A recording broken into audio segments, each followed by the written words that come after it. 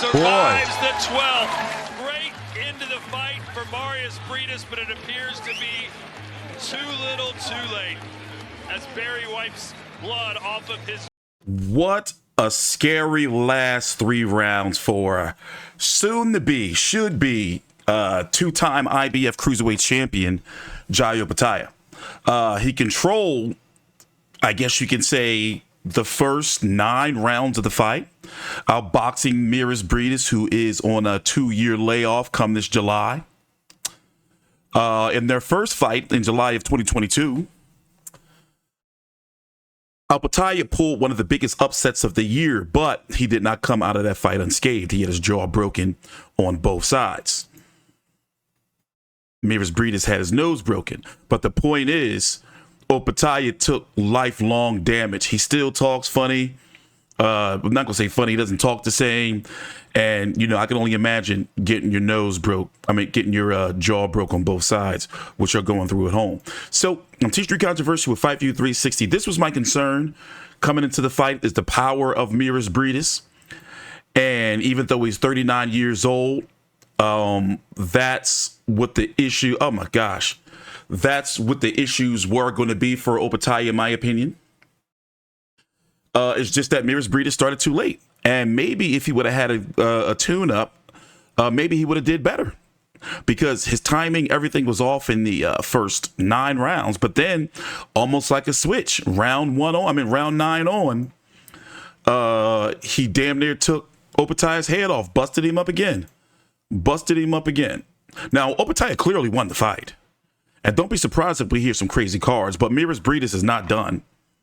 He's definitely not done. So he can go get a title shot right now, and this can be his tune-up. You know, wild. Let me know what you think then in the comments, because I don't think that he's done. So 28-2 should be 28-3 going into after this fight. Don't be surprised if we hear a crazy scorecard. We're waiting for them to read the scorecard. It's 5:57 p.m. Eastern Standard Time, May the 18th. The main event: Tyson Fury, WBC champion, taking on IBF, WBO, WBA, Ring Magazine, IBO, heavyweight champion of the world, Oleksandr Usyk. Jai Opetaia was stripped in his last fight because he wasn't supposed to fight Zorro, but the Saudis offered him a lot of money because Zorro wasn't ranked, so the IBF stripped him. And Briedis was the mandatory. So he had to fight Briedis. Let's listen in. I bet you it's going to be a bullshit card. Ladies and gentlemen, after 12 rounds of I only gave Briedis the last 3 rounds. The judges' scorecards. Judge Dion Duarte scores it 117 to 111. And both judges, Robin Taylor and Bob Williams, are in agreement. They both scored the same, 116 to 112.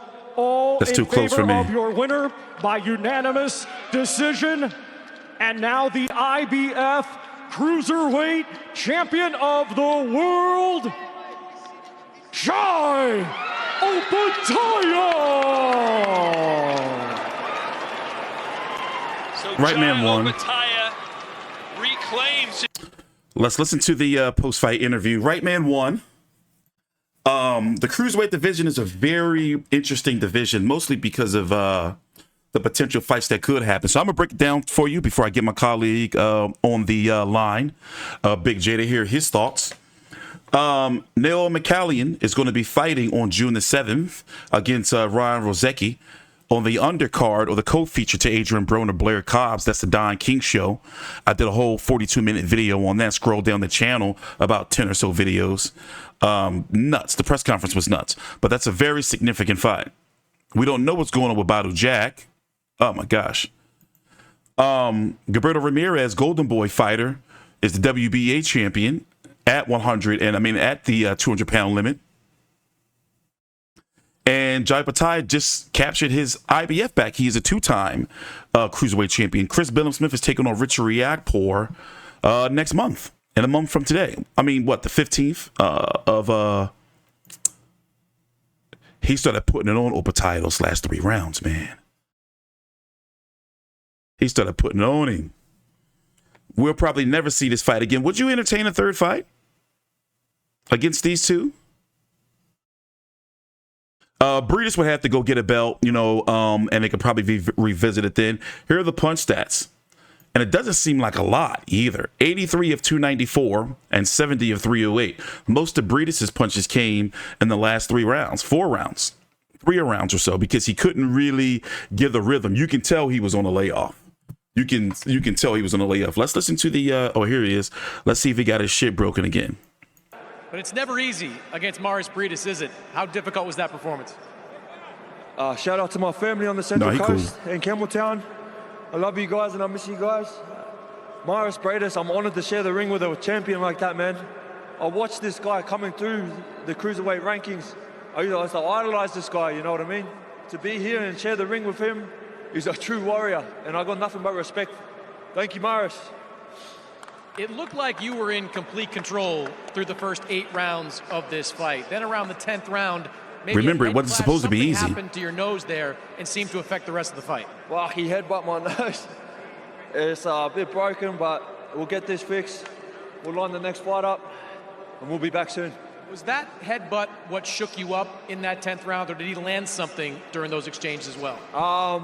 He got me with a good shot. He got me with a few good shots. He's a tough dude, bro. He keeps coming forward. He wanted it. I could hear him. I could hear the pain in his fucking punches, So I take my hat off to him. Thank you, Saudi. That he heard the pain in his... With Briedis the last time. How did that help you prepare for what you were facing this time? Well, we knew we were in for a tough fight, I said it from the whole lead up. We were ready for 12 rounds of war, and that's what we got. You know how tough this guy was. Did it surprise you at all that after 8 rounds of you being in control, that he just seemed to be able to rally in the final half of that fight? Not at all. I knew he was going to come home strong, After he hit my nose, it sort of rocked me a bit, but we stayed smart. We just kept boxing, and we won the fight, so that's all that matters. You broke his nose, it seemed like, early in that fight. What kind of shots were you looking for? Man, I broke his nose, he broke mine. We just kept punching on, so, shout out to him. You got that belt back, and certainly you're looking at the rest of the cruiserweight division. What do you want to do next? I want the WBO next. I want the winner of Okoli and Billum Smith. And then after that, we're going to collect the rest of the belts. A fight like this, how much do you take away? How much do you learn from going 24 rounds with Mairis Briedis? A lot, We're getting the rounds in the bank. There's 12 tough rounds under the belt, you know what I mean? We take a lot from this fight.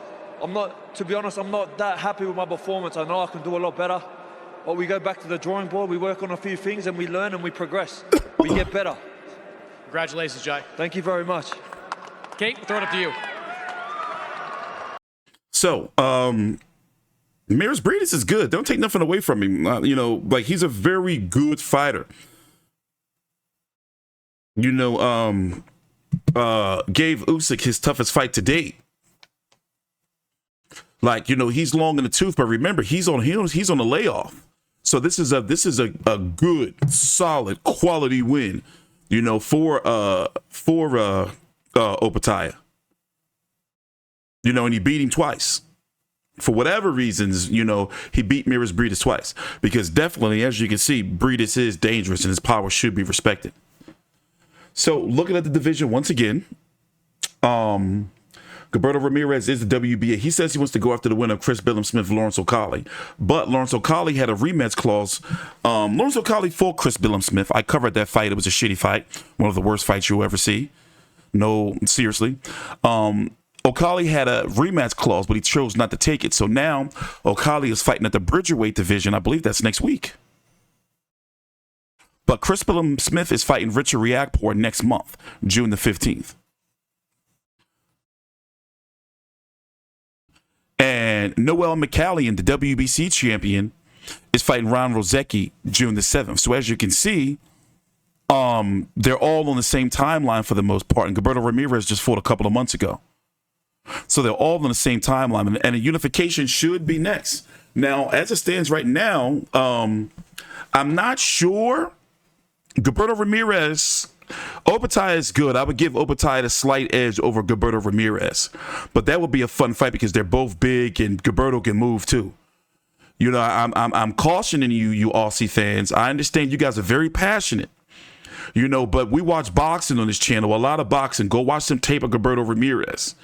Now, what Opetaia has is he's got that war experience. So, you know, in those 2 fights he had with Briedis, that's like the equivalent of 4, you know, because, you know, he's fought a veteran. Like Briedis is good, as you can see, you know, and dangerous the whole entire fight. And when he decides to turn it on, he can turn it on. McCallion, I would pick Opetaia to beat him. I would pick Opetaia to beat Badu Jack.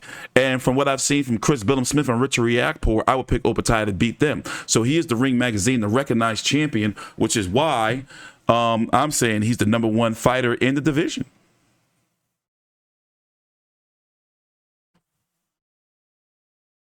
So with that being said, take your time out. Like the video, subscribe. I'm TstreeT Controversy with Fight View 360. Let's see. Do we got any clips here? This person gave, I guess I can see one. Nah, I don't see no 115, 113. I gave Briedis, you know, 4 rounds. Definitely 10, 11, and 12.